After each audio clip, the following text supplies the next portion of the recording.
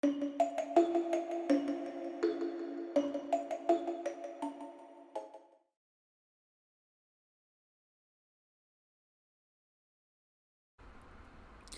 guys, it's your lovely host here, Mistress Nightmare, and today we'll be reading another Yandere one-shot story. This creepypasta is none other than Slender Man, but another warning from the lovely MadameBlackSpades. Whoever enjoys reading her one-shots. The following warnings contain Slender Man, creepiness, yandere, gore, bullying, minor swearing, messed up shit, suicidal reader, real-life programs, suicidal thoughts and actions, minor sexual content, ownership, kidnapping, etc. You have been warned, so don't bitch to me if you're beyond this point, so shut the fuck up. If you read beyond this point, enough of you. If you don't like following, it's not my fault, so I don't want your negative comments about this because I will just delete it and forget all about you. I do not force you to read this, and I do not complain about this. You don't like it, don't read it. I regret nothing. That was the final warning from Miss MadameBlackSpade. So I hope you guys enjoy this new Slenderman one-shot story. It is called Your Protector. Anyway, I hope you guys enjoy. Don't forget to hit the like button, comment, subscribe to this channel if you guys want more creepypasta fanfictions out there. Until then, let's get started.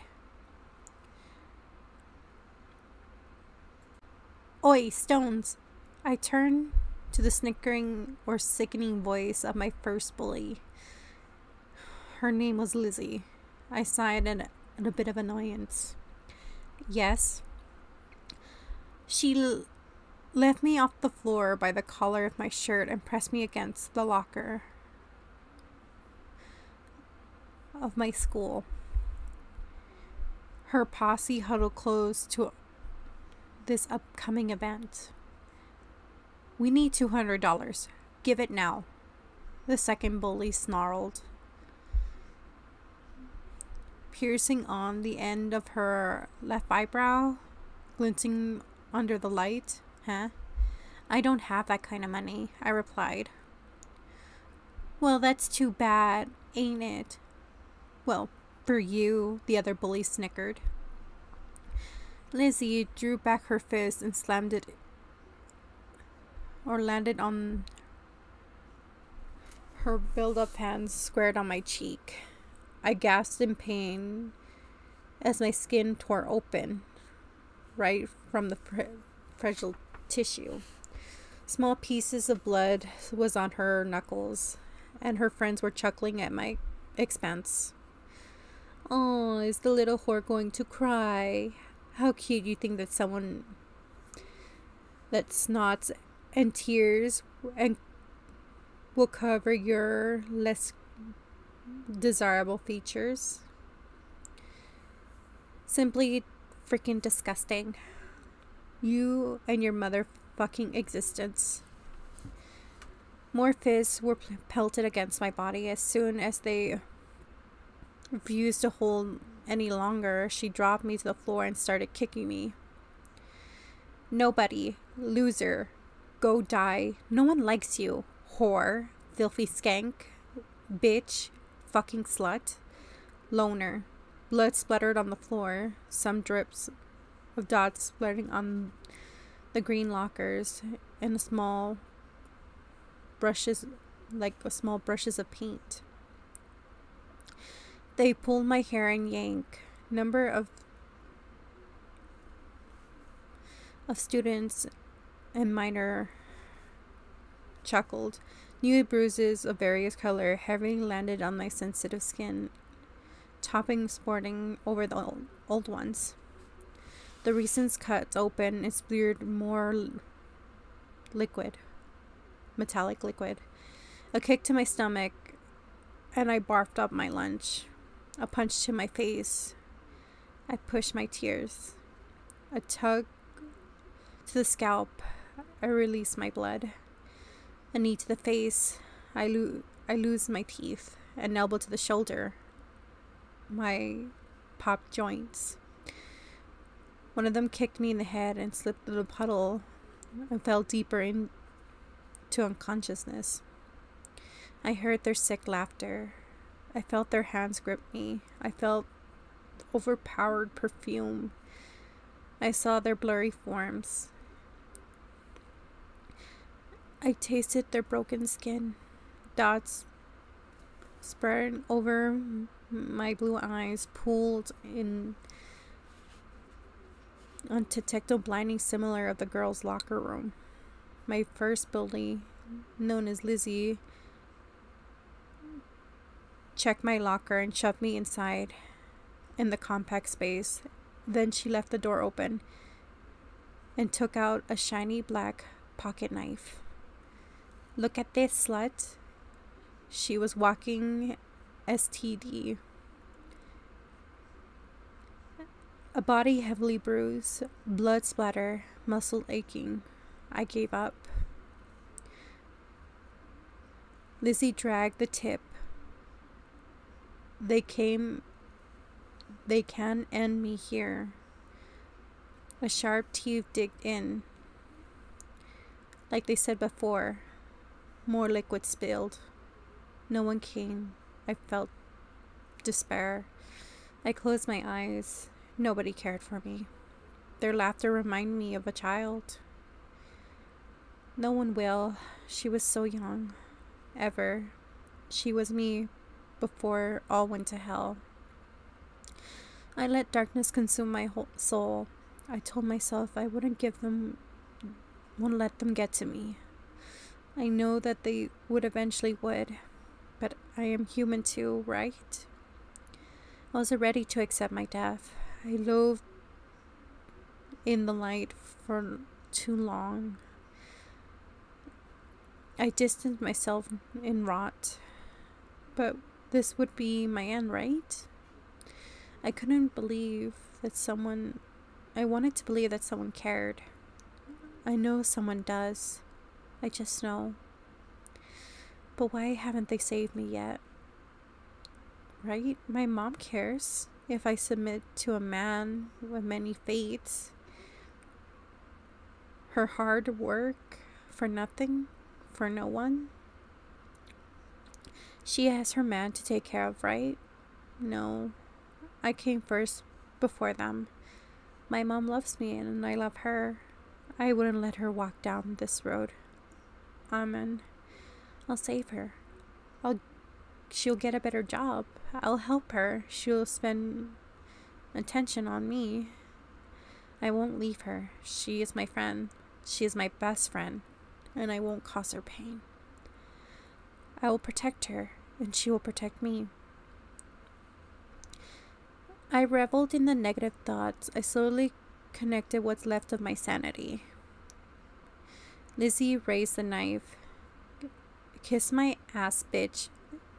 When I see you on your knees, suck Satan's dick.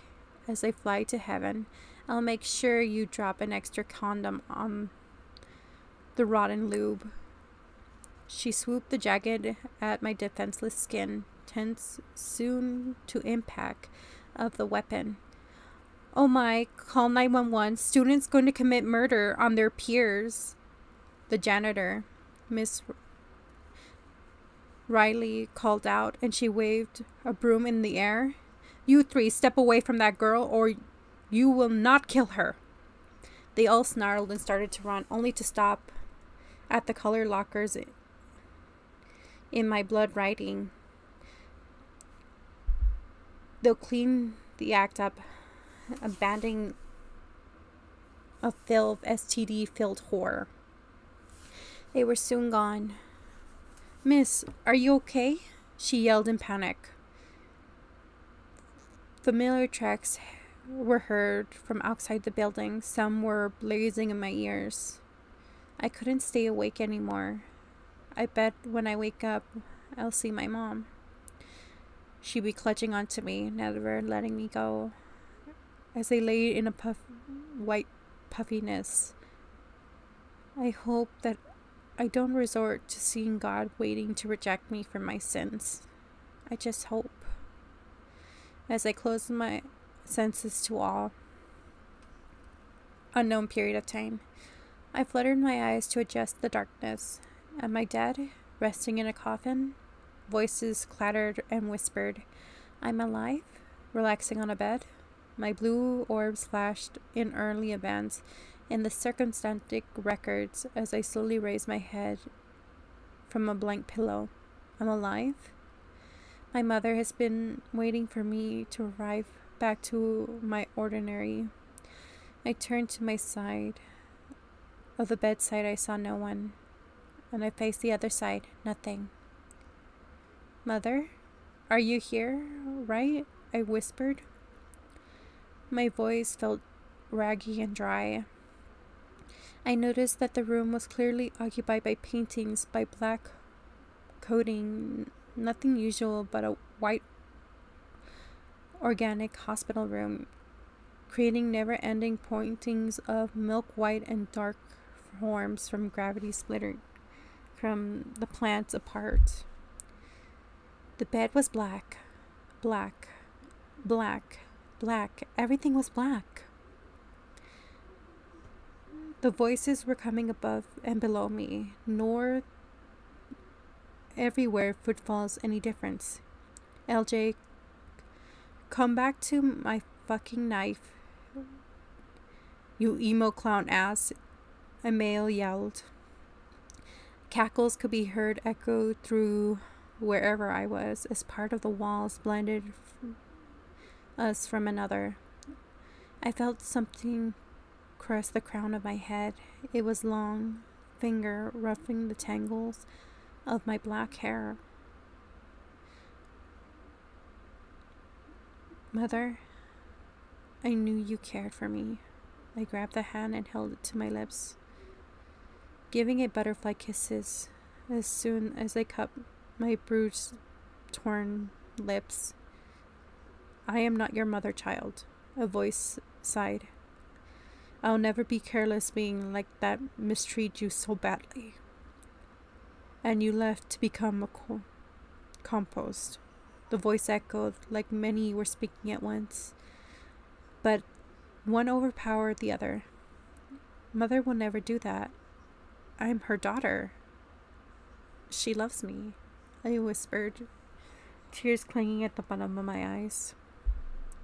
Your mother no longer knows what love is. She, at least, very least, does not want to pay for your health, nor does she comes to even visit you. When she received the call from the school and the hospital that you nearly died, all simply said that you were no longer her responsibility. For her, she had cut your cord, whisked hanging, consoling to you. She is left to Las Vegas the second they said that you were on the bed, nearly dying. She saw the opportunity to leave you. This can't be. I held on to life for her, and I chose to continue to live for her. I thought it was an accident can bring us closer together. I sniffled and cried out, my black eyes into Belle's damage of my tan skin. The being watched me cry for a while, and then he scooped his arms underneath me, lifting me to his chest. 1 second we were in a black room, next we were in a basement. There was 3 squirming things and some garbage-covered blankets. I believe my proxies brought condolence species today from today's incident. He sat me down against the wall, and tentacles sprouted from his back, squirming in the air. Mister, I whispered in a scared state. No worries, child. I will not hurt you. I sighed in relief. But I am going to simply execute the things that did. His tentacles coiled around them. The top of the blankets, I saw my bullies underneath. What's going on? The second bully cried. Look, it's the little slut. Oi, get us out of here, Lizzie yelled. I know you were just joking around, You know we were just joking around about the whole thing, right? We didn't want to kill you, so please, let it go. Let us go. We didn't mean it, the third bully shouted. Mister, what are you going to do? Please, leave them be. Don't hurt them, I whined. But they hurt you. Yet you defend them, he said. He was over 7 feet tall, long arms that reached to his kneecaps. He wore a black suit and a red tie. He had no face, just pale skin, with no features, or facial features to be precise, correct. Please, don't hurt them. He stood thinking, weighing his options, and finally turned to me. I smiled, thinking that he will leave them alone. I will not let them hurt you ever again. His appendages wrapped around them, each girl's waist, and started pulling them apart. Bones were cracking as he tore one of their faces to reveal a mouth, and he tore open his face, revealing a mouth, jangling on with sharp teeth as he ripped and teared into the skin and flesh of the girls. They screamed and screamed. Please stop. Help. The screaming continued. Please help.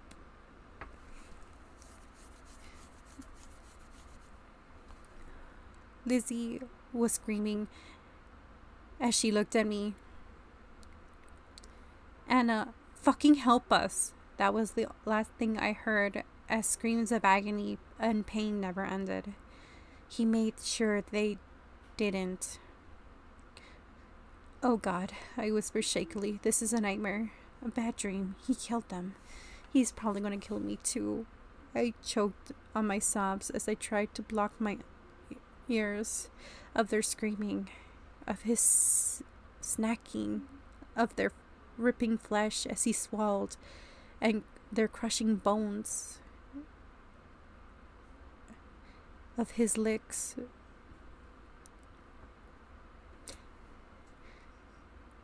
Anna, he whispered. I looked up. He placed what looks like a battlefield, dripping blood and draining of flesh exposed, drying, veins pulsating and swelling, torn skin scattered, organs ripped and bitten, matter scattered and broken. The smell was revolting. Heavy blood was scented, and yet he still had his tentacles out, each coated in bloody parts or paint. His suit was splattered with noticeable juices. His pale skin was swimming in blood, and the features that tore visible were now flicking out, his tongue licking the blood that remained that were still out. I served you vengeance. Now you will love me enough to say so. I've done so much for you. Please tell me you do. I told you not to hurt them, and you killed them in front of my eyes. Why would I ever want to be friends with you, more or less than say I love you? At any fiber of my entire body, I screamed. You will love me entirely. No one will come looking for you, because you no longer exist. You have been kidnapped from the hospital without any documents of health, of your record of life. You will be herely forgotten by the whole world, with no guardian to report a missing file. You shall remain unknown of your true location. He yelled and picked me up by one of the tentacles and put me back in the black room. You shall and will love me. I am your owner. I am your best friend. And I'm the one who knows of your stay here. You can scream all you want. I make sure the walls are soundproof, especially for you. And you can look for the door all you want, because there is none. The only way to get out of here is to teleport. I will bathe you, dress you, feed you, anything.